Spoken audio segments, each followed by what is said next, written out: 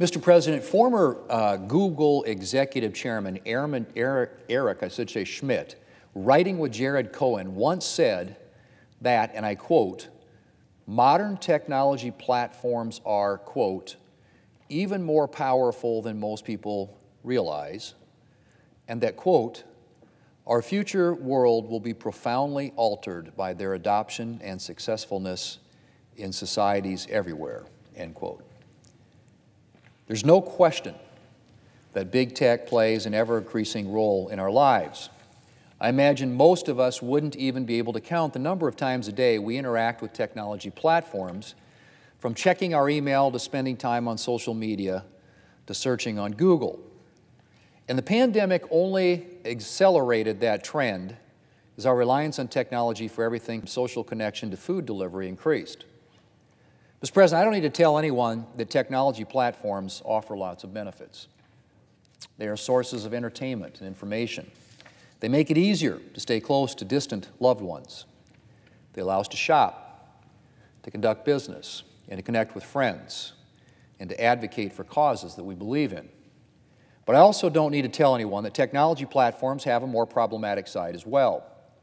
One big problem arises from the increasing ability big tech has to shape the information we see through the use of opaque algorithms.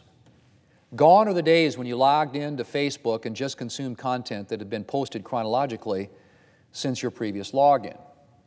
Now Facebook and other social media platforms use algorithms to shape your news feed and provide suggestions for additional content, emphasizing posts that the platform thinks you'll be interested in, and de-emphasizing other posts. Now, obviously, algorithms are not all bad. Most of us like it when YouTube automatically plays another video by our favorite band instead of switching to something completely unrelated. But if a 15-year-old kid watches a video and then YouTube's algorithms lead him or her down a path of inappropriate videos, well, I think you can see that's a problem. A 2021 Wall Street Journal investigation into TikTok revealed how easy it is for young users to be bombarded with inappropriate and disturbing content.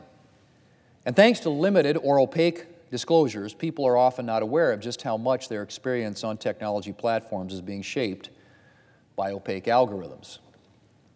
When we search for something on Google, most of us don't spend a lot of time thinking about the fact that Google is tailoring our search results to what it thinks we want to see or what it wants us to see. But the fact of the matter is that almost all the information being presented to us by big tech platforms like social media and Google is being filtered and tailored to us. And while, again, this can have a positive side, it can also have negative consequences ranging from political polarization to addictive behavior.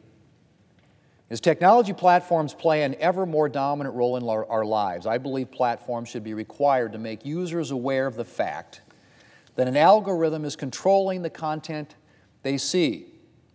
To that end, I've offered multiple pieces of legislation to increase big tech's transparency and to give consumers more control over their experience.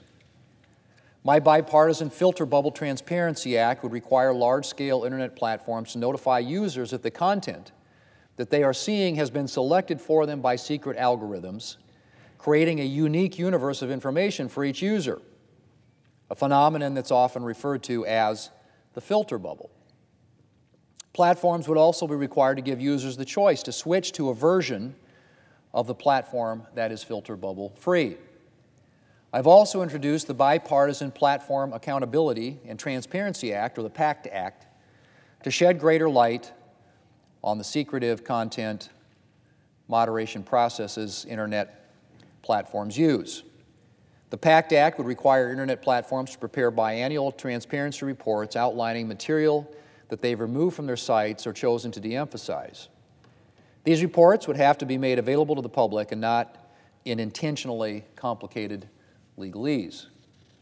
Platforms would have to provide clearly understandable versions of these reports to consumers. The Pact Act would require technology platforms to provide consumers with greater due process when it comes to content these platforms remove or otherwise moderate. So if Facebook, for example, removed one of your posts, it would have to tell you why and would have to provide a way for you to appeal that decision.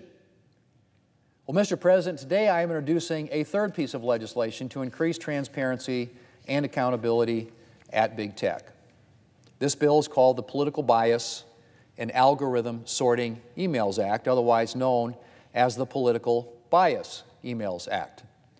The Political Bias Emails Act is intended to address the problem political campaigns on both sides of the aisle have faced in getting their campaign emails to Americans. A recent study from North Carolina State University found that during the 2020 election, Google's Gmail, the largest email provider in the United States, sent greater numbers of Republican campaign emails to spam folders, while Yahoo and Outlook sent greater numbers of Democrat campaign emails to spam, albeit by lesser margins than Google did for Republican campaign emails. Well, that's a problem. Americans should have access to political communications from both parties so that they can make their own informed decisions on what candidates they wish to support. Disproportionately filtering out information from candidates of one party or from a certain candidate within a particular political party, as happened during the Democrat presidential primary, skews the information available to Americans. And I do not believe that big tech should be deciding what information individuals receive. Americans are free to opt out of whatever email communications they wish, including political communications, but big tech should not be making that decision for them. My Political Bias Emails Act would prohibit email services from using filtering algorithms on emails sent from political campaigns where the candidate is running for federal office.